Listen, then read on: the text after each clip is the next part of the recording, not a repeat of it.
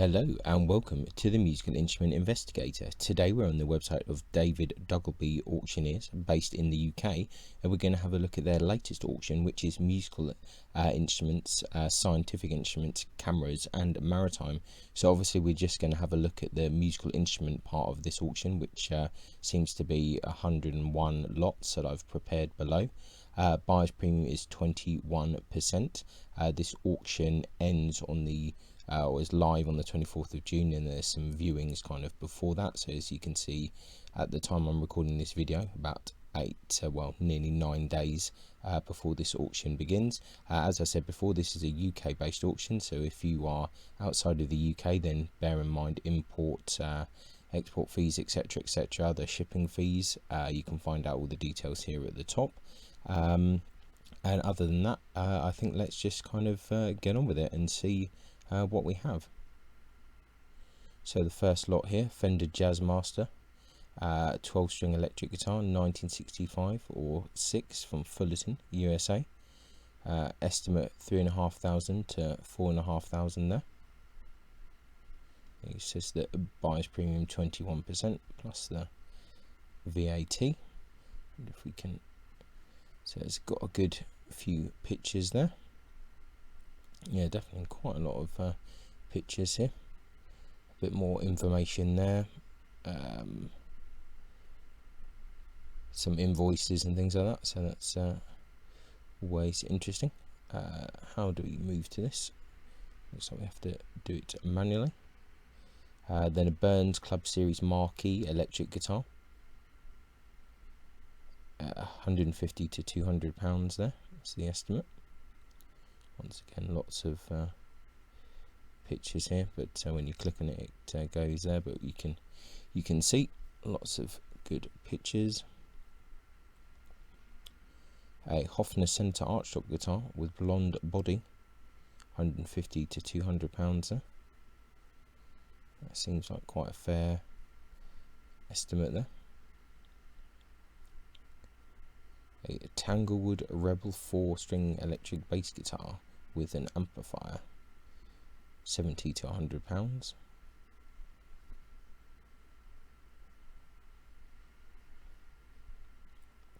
Fender Squier Stratofinity with a 20th anniversary plaque, 100 to £150 there.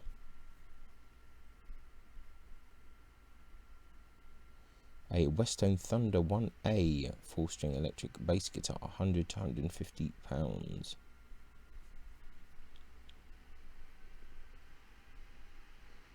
A Hohner Professional jazz bass, a fretless one, 100 to £150 there.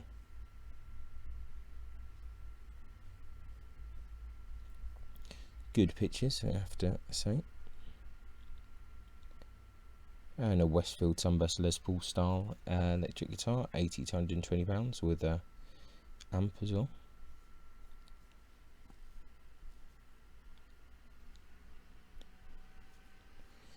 Tanglewood Earth 1000 electroacoustic guitar, 50 to £100.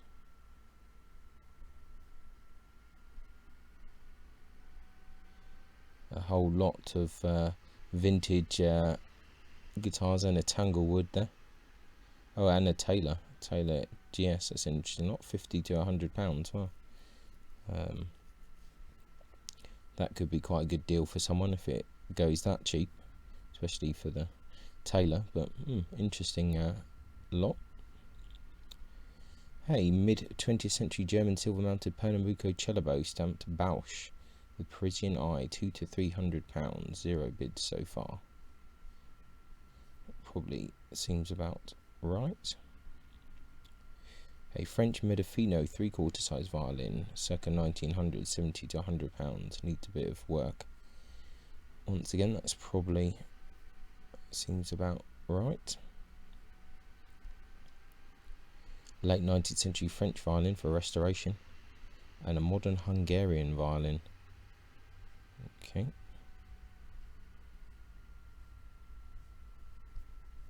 Estimate there 50 to 70. Yep, probably seems viable. Czechoslovakian violin from the 1970s, 50 to 70.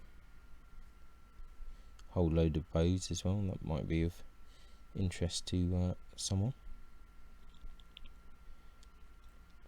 A Marlin classic acoustic guitar, model MC1, 50 to 80. That is an interesting looking guitar.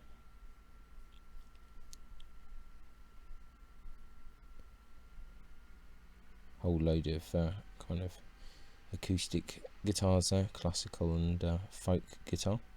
A Saxon folk guitar, 50 to 80 pounds. A small Dean guitar and a student violin, 50 to 70 pounds there. And a bow. Let's just have a quick look actually if we can. It's a fairly interesting bow actually, 50 to 70 pounds. It could be, it's hard to see on the way these pictures are, but bow could be interesting on that, probably more than anything else. And Fender style sunburst electric guitar with another type of similar guitar and an amp, 70 to 100 pounds. Heavy metal style guitar, another kind of Westfield Strat type guitar there, 60 to 90. Artisan wedge shaped plank guitar, so it's a lap steel basically, 50 to 80. All the estimates seem fairly reasonable so far. 19th century German violin with a label for Thomas Jacqueline Violin Makers and Repairers, Hull. Okay.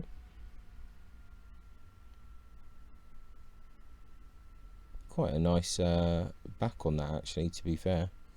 It's zoomed in a bit too far there. Yeah, it's quite nice. So 100 to 150, it's not too bad.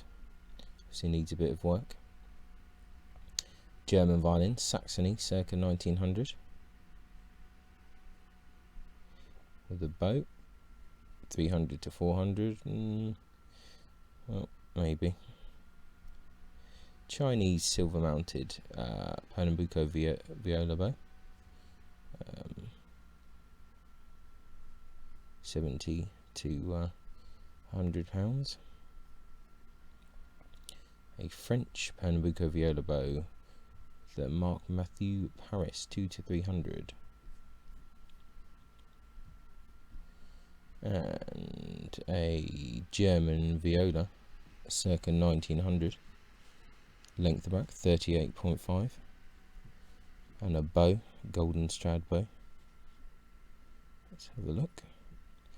Looks fairly standard kind of type thing.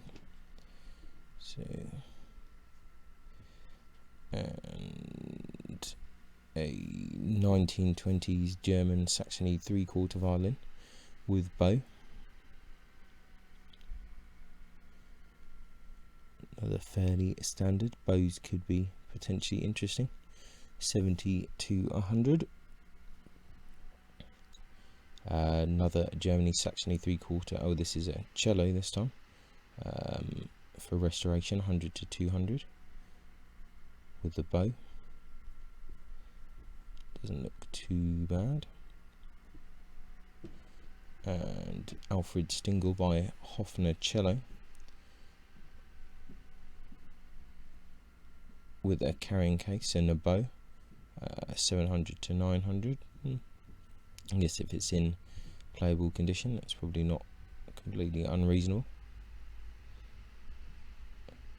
French violin for restoration, with a whole load of other violins, 70 to 100. Seems a fair estimate, and some moulds as well for making, so it seems fairly reasonable. Hey, late 19th century, early 20th century 7/8 cello, labelled SC Bolson Peterson Copenhagen, dated 1914. Interesting, 4 to 600.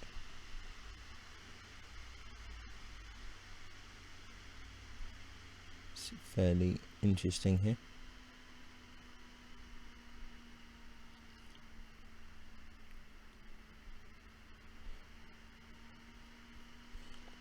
Yep, that looks fairly interesting. Modern trade case on wheels for carrying 4 violins and 8 bows. Interesting. 40 to 60 pounds. That will definitely sell. They're always popular, especially that if it's kind of violins and bows. So I'm sure that will do pretty well. Modern students 3/4 size cello, 50 to 80 pounds. Yep, seems about right. Late 19th, early 20th century miracle violin, 80 to 120 pounds.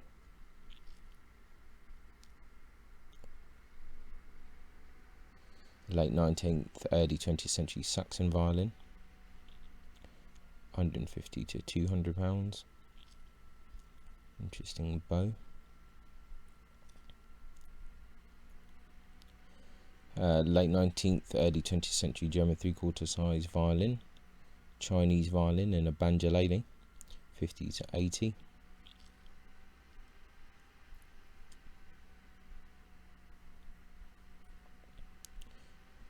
Quite a lot of things actually in this. Modern students 3/4 cello, 50 to 70. That seems fairly normal.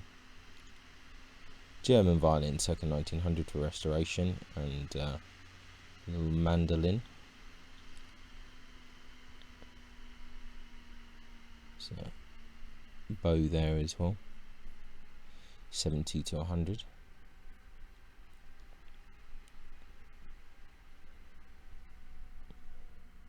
German violin, circa 1920. Couple of bows as well. Fairly nice back on that. 70 to 100. Seems fairly reasonable. German violin, circa 1890 for restoration. Lion's head, Henry Betts label. So slightly better than normal lion head. Bows look like it could be interesting. 2 to 300 there. It's not too crazy. Modern Romanian student cello, 3/4, 50 to 80 pounds.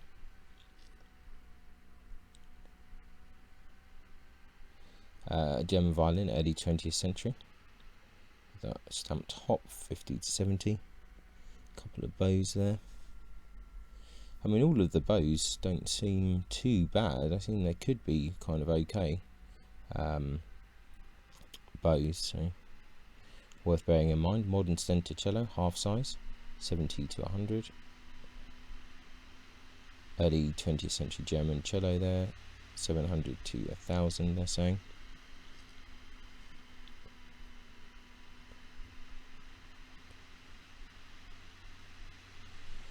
Modern Hungarian student 3/4 size cello, 150 to 200.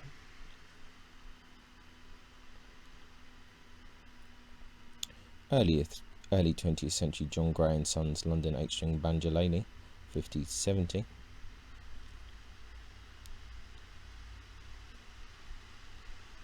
And a Scandali Vibrante 3 piano accordion, 24 keys and 120 buttons, 50 to 80.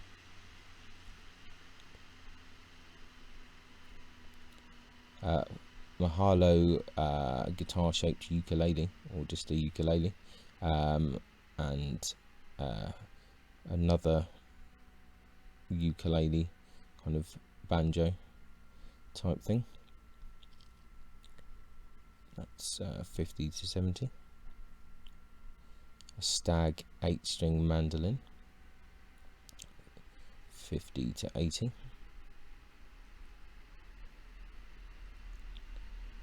A Palmer 8-string mandolin with a mahogany back, and a Mahalo small says acoustic guitar, but it could actually be like a tenor ukulele or something like that. or a well, maybe it's a tenor guitar or so. 50 to 80 there.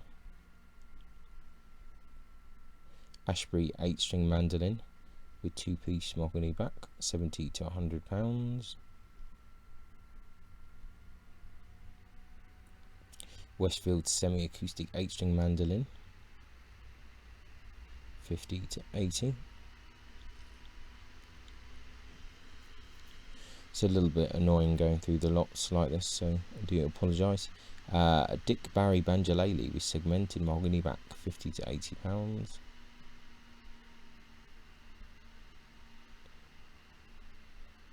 Countryman 4-string banjo, 70 to 100. Tanglewood Union Series 5-string banjo, 80 to £120.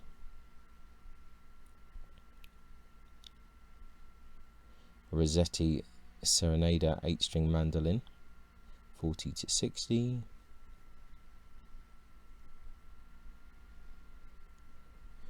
Dulcet 8-string banjolele, and also a bowron, an Irish drum. It's 50 to 80 for that. We're on to the next page now. I wonder how many things we've got left. Fair amount of things here. Maybe we'll just kind of take it from the top a bit on here rather than going into every one.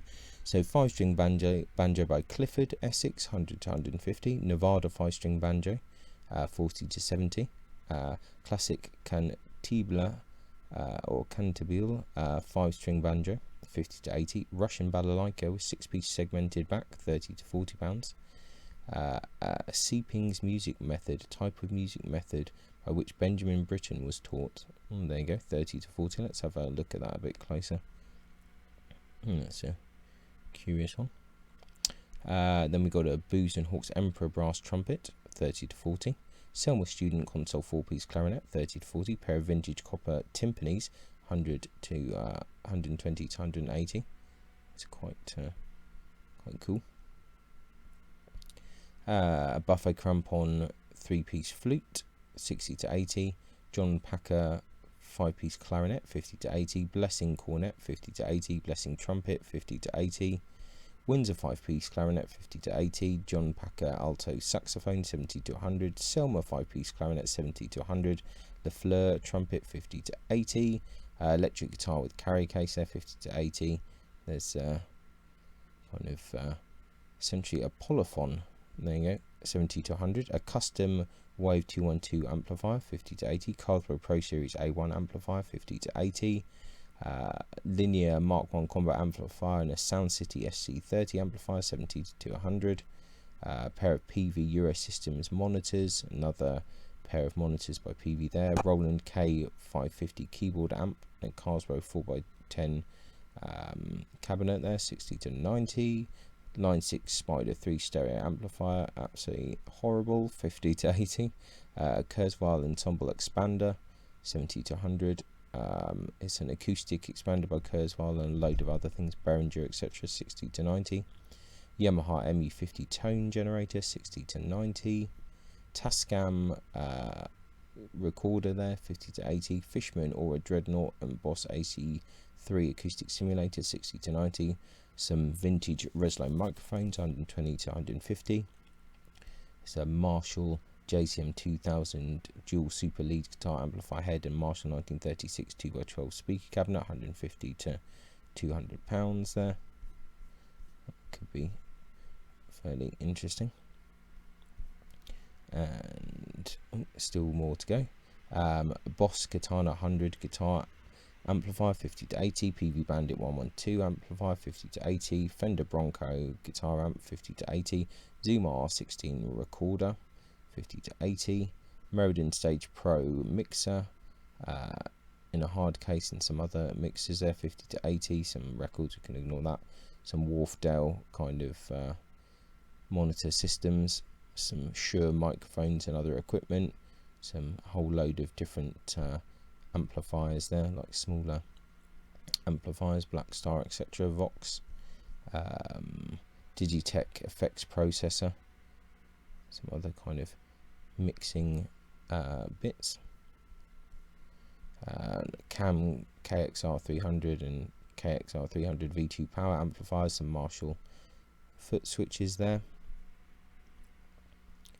and also drum machine and some other bits. So yeah, that is the musical instrument part of the auction. Now we've just kind of gone through a bit quicker towards the end, just because it was a little bit annoying for everyone, I'm sure, having to go in and constantly out, and it's a bit flickery, but actually not a bad auction. The pictures are actually really decent from like a few different angles, like quite interesting. Yeah, some good lots, a few interesting kind of bowed stringed instruments from my point of view. Looks like there might be a few interesting bows in between with some of the not so good lots, so potential bargain there. It depends how people bid on this auction. I'm not 100% sure. We've covered one before, but I never really followed up on what the prices that things achieved were. So yeah, I think if I remember, I'll try and monitor this one and see how things go. So yeah, that's it. I'll put a link in the description as always. If you have any thoughts, please let me know. And yeah, thanks a lot for watching, and I'll catch you next time. Ciao. Many thanks for tuning in to the Musical Instrument Investigator. I hope that you enjoyed the video. If you did, then please like, subscribe and turn on notifications, and watch out for the next video coming soon.